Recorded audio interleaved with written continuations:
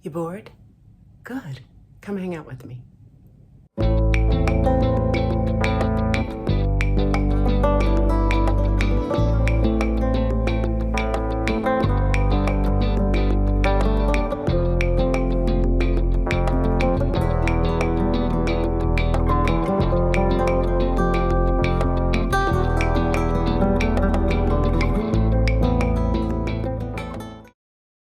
Hello, hello, hello. Welcome to another episode of RARi Tube. Yeah. So I did the last video and I was editing the footage. And, while I was doing it, I was like, looking a little thick around the waist in this one, you little funky chunky. And I didn't hate it because that's just where I was that day. It was a night workout, so I'm fairly certain that I ate earlier that evening, or else I would not have the energy for a night workout. And that causes you to look bloating. My mom is the YouTube expert, and I run all my videos by her because when I told her I was starting a YouTube channel, she totally watches so much YouTube, has been on the YouTube wave way before I was. And she was like, well, send me the video because I don't want you out there looking crazy. So I was like, thanks, Ma. So I send them to her to get feedback, which is super helpful. And so I sent her the last video, the power of the pivot. And she was just like, okay, I got some notes for you. And usually she's really just like, oh my goodness, like I like it and they're fun, they're relaxing, just very encouraging. But she was like, she wanted to give me some notes. So I was like, fair enough. And the first thing she said, she was like, some of those angles weren't so flattering. And I was like, I know, I thought about not using that footage, but then like, I don't know, a big reason for me to start this channel was this sense of trying to show people what the upgrade looks like in real life. I think there are so many people on this platform who are amazing and who have accomplished a lot, but they're giving oftentimes the POV after they've evolved. I think the beauty of the YouTube platform is that you get to see people in real time working to achieve their goals. And along those lines, I've had times when I'm not gonna say I had a six pack, but maybe like a soft four pack. I've had times in my life when I've really been on my fitness game and really able to control my body, which as an actor is your instrument, in a way that I felt really proud to be able to learn how to do. But a career that spans a lifetime, you're going to go through ebbs and flows, your body is going to shift, and quite frankly, it does not take the same skill set to work out and have a tight body that it does to sit at your computer and write a tight script. And more recently, my focus has been on writing tight scripts versus being in the gym. I could do a whole video on this because I feel like this is physics that I've learned over the years as an actor and a writer. So when you write, you have to sit in front of the computer for very long hours. And sometimes you're just sitting there staring at the computer screen, waiting for inspiration to hit you or trying to figure out how to write your way out of a scenario you've created. And one of the interesting things is that you'll learn that the longer you sit there, the better your writing becomes. A friend of mine told me Shonda Rhimes said, lay like ham. And I was like, oh, thank God it's not just me. I'm like, oh goodness, thank you, it's not just me. Because a body at rest tends to stay at rest, and a body in motion tends to stay in motion. And think about it, when you work out, you fatigue the body so that you can quiet the mind. Well, in writing, you actually don't want the mind to be quiet. You want it to be very active, a lot of chatter, because you need those ideas, and that's how you create worlds inside your mind that eventually you translate onto the page, and then you share with other people. So, said all that to say, I'm not upset when I'm looking a little fluffier than normal because I generally have some great writing to show for it, and that's just the process, and I'm a human being, and I wanted to share my authentic self with people without worrying about editing the film so much. And so I was just like, you know what, going back to the original story, feedback from my mom, I was cool with the videos, the clips of me exercising where I looked, maybe didn't look as fit as I could. So she also said, when you mention product, she said, don't mention your film. Don't mention Foster anymore. She said, people are going to hold you accountable for that. And they think things happen overnight and they don't know that the film process, it's going to take longer. And I took that and I said, okay, all right, let's see what I can do about that. And then she said, and also like, don't talk about the people you're going to work with. Like, wait until after you've done the work, because if it doesn't work out, you're going to look not so great, because you had this opportunity or something fell through the cracks. It's somehow a reflection on you. And I took that note and I said, okay. And then she said, and don't mention Disney, because you don't want to be in a negative light with them. And then I was thinking, I was like, actually, if like Disney sent me a cease and desist, how cool would that be? P.S. I'm not really trying to get a cease and desist from Disney. I just was inspired to try to make a Disney film, and that's why I was talking about it. But like, I don't have a lawyer or retainer, so I'll stop saying it. If you want me to, you just let me know. Or I'll just stop. I don't know.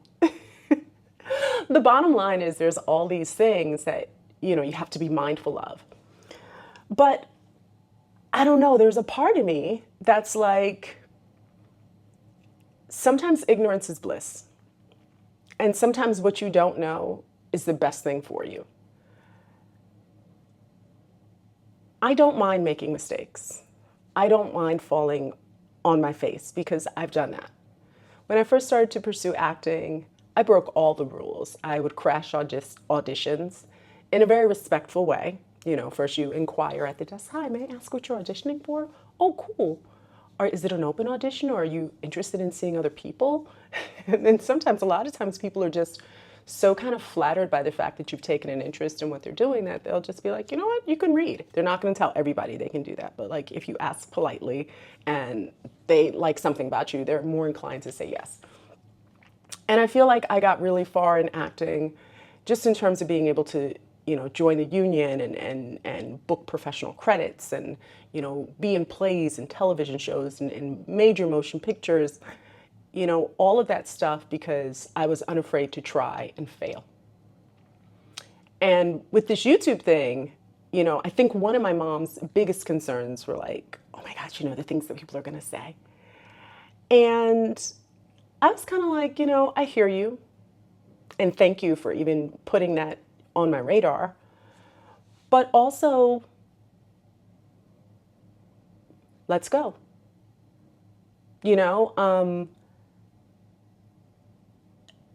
There's a really special thing that happens when you get past fear and you're like, I'm so excited about this thing that I'm doing. I don't mind running the risk of failing, because I know I'm going to learn from that. And yes, there are lessons that you can learn ahead of time so you can avoid the fall. But at the same time, it's like half the time it's not really a fall. It's just a little stumble. And it's a place where not only I can learn, but I can teach the lesson to you guys. And you don't have to do it because I made the mistake. And it could be a huge mistake, but at the end of the day, I'm just like, if people are in my comments talking about, what I should and shouldn't do, they're concerned enough to comment, and I'm actually okay with that. I'm excited about that because I'm engaging them and they're excited about what I'm talking about, or annoyed, or they're feeling something, and I'm down for that. Like, share it. Public service announcement. I'm totally okay with you guys sharing, your thoughts and feelings, but be nice. I always say that. Be nice in my comments. Don't get crazy. People get doxxed. Don't say anything to me online that you wouldn't say to me in real life. That's all I'm saying. And also just be nice, because why not? Why not? But yeah, it was this funny thing that I had where I was just starting to wonder, like, oh no, yeah, like all these things to be afraid of. And you got to be brave. Be brave in the ways that you can afford to be brave without it sacrificing your sanity, your income. Don't be so brave that you get fired from your day job, kind of thing. But I think that's a part of it, being unafraid to fall, because you learn so much when you're just like, okay, let's go. I don't know how this is going to end up, but I'm down for the ride. Like, let's see what happens. And this sense of like the audience and how are they going to respond.